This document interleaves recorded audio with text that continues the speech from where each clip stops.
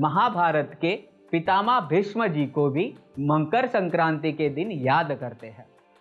उनके पीछे भी एक कहानी है। शांतनु राजा और माँ गंगा के पुत्र यानी कि देवदत्त अष्टवसुओं में से एक थे और वो देवदत्त जी ने पृथ्वी पे अपने कर्म के प्रायश्चित के अनुसार जन्म लिया। देवदत्त को हम आगे चल के पितामह भीष्म कहते हैं क्योंकि उन्होंने भीष्म प्रतिज्ञा ली थी। महाभारत के युद्ध से तो हम सब व्यापक हैं। महाभारत के युद्ध में 10वें दिन ऐसा कहा जाता है अर्जुन ने अपने आगे शिखंडी को खड़ा किया था।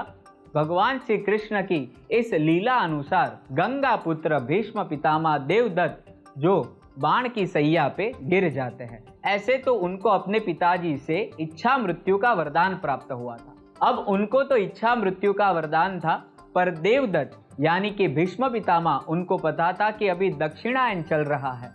वो मकर संक्रांति की राह देख रहे थे। तब तक महाभारत का युद्ध भी संपन्न हुआ।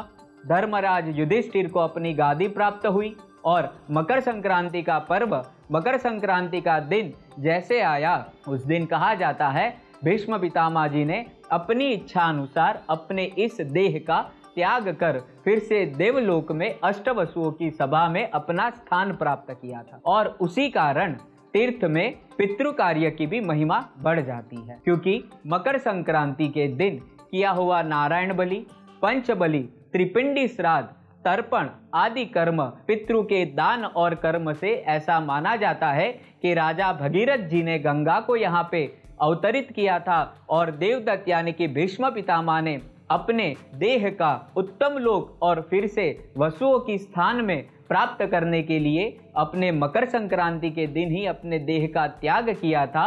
इसलिए मनुष्य भी उस दिन अपने पूर्वजों की पितरों की श्राद्ध क्रिया करवाकर उनका श्राद्ध कर दान कर अपने पितरों की सद्गति और उत्तम लोक की प्राप्ति के लिए प्रार्थना भी करते हैं।